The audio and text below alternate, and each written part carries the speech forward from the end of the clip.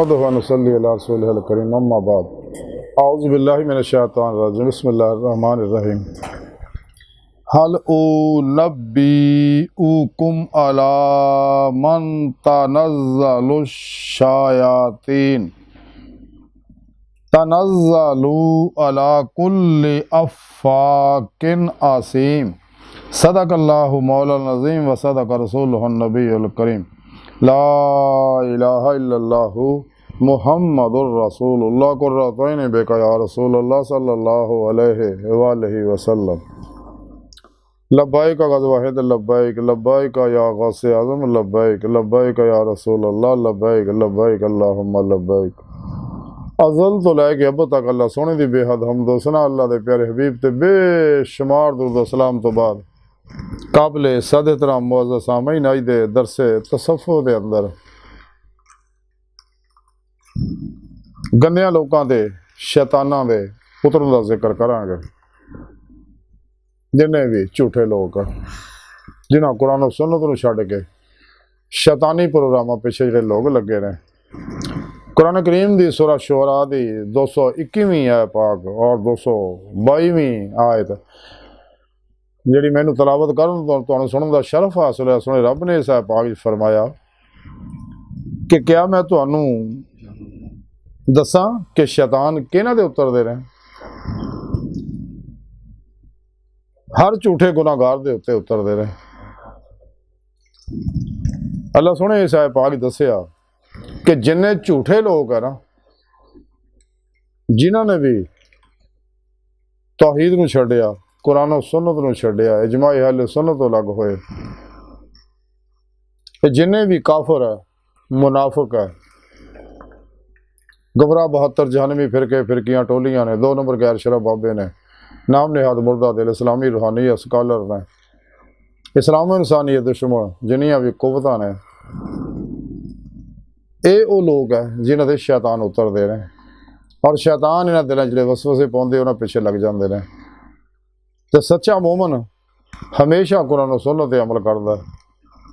ते शैतान जे अगर कोई वसवसा पावे भी, कोई ख्याल पावे भी ज़हन च, उन्होंने फौरन कुरान और सुन्नत च परखदा। जिहड़ा कुरान और सुन्नत के मुताबिक हुंदा वो इल्हाम हुंदा नेक रूहां की तरफों, फरिश्तियां की तरफों, अल्लाह सोहणे तरफों, ते उत्ते अमल करदा है। एक अगर कुरान और सुन्नत के खिलाफ प्रोग्राम हुंदा उन्हें छड्ड दिंदा है।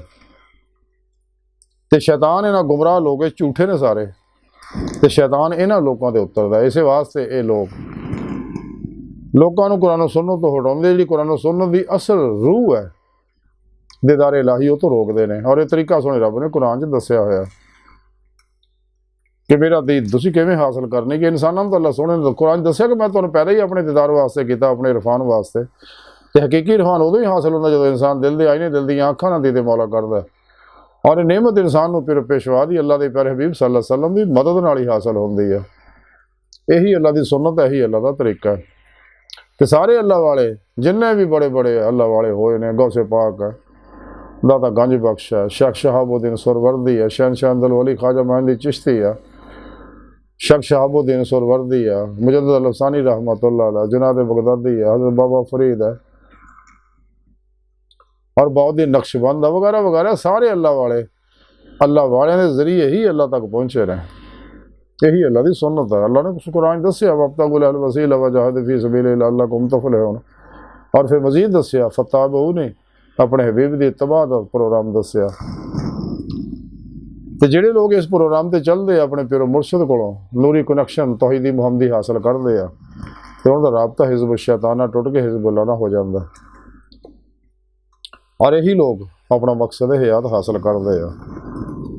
तो लेकिन जिहड़े लोग कुरान सुन्नत नूं छड्ड के इजमा अहले सुन्नत तो अलग हो गए, सच्चे अल्लाह वाले तो दूर हो गए, जिंदा दिल सही उलकिदा उलमा मशाइख तो अलग हो गए, शैतानी प्रोग्रामां पिछे लगते हैं, तो फिर शैतान उन्होंने अंदर जो सीने च बैठा शैतान आ वह भी एक्टिव हो जाता। क्योंकि उन्होंने गदा मिलन लग पैंदी जुल्माती, सीने च बैठा शैतान वह भी एक्टिव हो जाता। बैरूनी शैतान जोड़े इंसान जिन्हों वह भी एक्टिव हो जाते हैं। और फिर उस शैतान को जो पैगाम प्रोग्राम लैके उन्होंने पहुँचाते हैं और उन्होंने सीधे रस्ते तो हटा देंगे, सिराते मुस्तकीम तो, यानी वो रस्ता जो अल्लाह तक पहुँचता है। जैसा कि सोने रब ने कुरान च दस्सिया वालल्लाह कसदु सबील, सीधा रस्ता और अल्लाह तक जा पहुँचता। वो तो रोकते हैं ताकि दीदे मौला की नेमत दुनिया हासिल ना कर सकन, अन्ने रहन।